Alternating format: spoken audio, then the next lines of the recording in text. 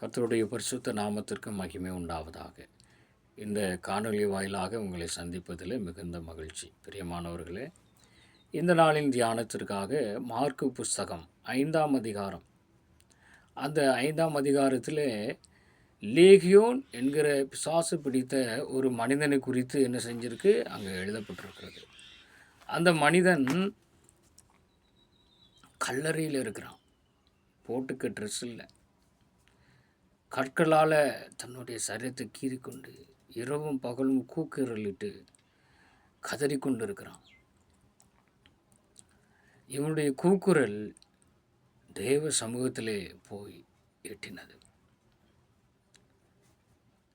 கிட்டத்தட்ட 6000 பிசாசு அவனை தூங்க விட மாட்டுக்கு. அந்த ஒரு மனிதனுக்காக இயேசு கடல் கடந்து போனார். அன்பானவர்களே, உங்களுடைய வேதனையை யாராலையும் அறிய முடியாத நிலையில் நீங்கள் இருக்கிறீங்களா? உங்கள் கஷ்டத்தை யாரிடத்துல போய் சொன்னாலும் அதுக்கு தீர்வு கிடைக்கலேன்னு கலங்கி கொண்டு இருக்கீங்களா? பிரியமானவர்களே, இயேசு உங்களை தேடி வருவார். உங்கள் பிரச்சனையை மாற்றுவார். உங்கள் நிலைமையெல்லாம் மாற்றி உங்களை உயர்த்தி ஆசீர்வதிப்பார். அன்பானவர்களே, இந்த லேகியோன் பிசாசு பிடித்தவனை ஆண்டவர் சுஸ்தமாக்கின உடனே அவன் வஸ்திரம் தரித்தவனாய் புத்தி தெளிந்தவனாய் அமர்ந்திருக்கிறான். அதுக்கு முன்னால் அந்த கல்லறை தோட்டத்தில் அவன் கத்திட்டு கடந்ததை அங்கே இங்கேயும் கல்லை வச்சு தன்னுடைய சரீரத்தை கீறி கொண்டிருந்ததை பார்த்த அந்த ஜனங்கள் இப்பொழுது அவன் நல்ல வஸ்திரம் தரித்தவனாக தெளிந்த புத்தியுள்ளவனாக அமர்ந்து உட்காந்துருக்கிறான். உடனே ஸ்தோத்திரம், இயேசு என்ன செய்கிறாரு? புறப்பட்டு போகிறார். அவன் சொல்கிறான், ஆண்டவரே, நான் உங்கள் கூட வாரேன் அப்படின்னு. ஆண்டவர் சொல்கிறாரு, இருக்கட்டும்பா, நீ செய்ய வேண்டிய ஒரு காரியம் இருக்குது.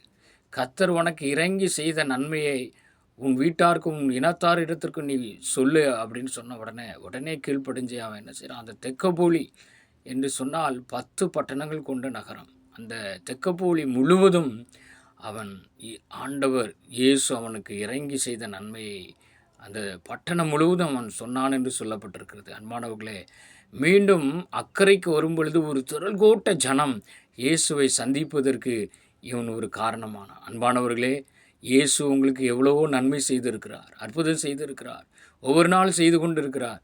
நீங்கள் அவர் உங்களுக்கு இறங்கி செய்ததை உங்கள் இனத்தார் இடத்திற்கு சொல்கிறீங்களா?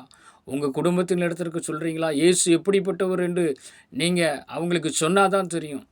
பிலிப்பு கந்தாகை மந்திரியின் இடத்துல கேட்குறாரு. அப்போ அவர் சொல்கிறார், ஒருவன் எனக்கு அறிவிக்காவிட்டால் எப்படி தெரியும்? நீங்கள் எத்தனை பேருக்கு இயேசுவை குறித்து சொல்கிறீங்க? காலம் போய் கொண்டு இருக்கிறது. இயேசு சீக்கிரம் வரப்போகிறார். அவர் வரும்பொழுது வெறுங்கையாய் நாம் நிற்கக்கூடாது. ஒரு கூட்ட ஆத்மாவோடு நாம் தெய்வ சமூகத்துக்கு போக வேண்டும். பிரியமானவர்களே, நாம் ஒவ்வொரு நாளும் பிரயாசப்படுவோம், தேவ பலத்தை பெற்றுக்கொள்வோம். பரிசுத்த பலத்தோடு தேவ ஞானத்தோடும் சுவிசேஷ வார்த்தை சுமந்து செல்வோம். கர்த்தர் தாமே உங்களை ஆசீர்வதிப்பாராக. God plus.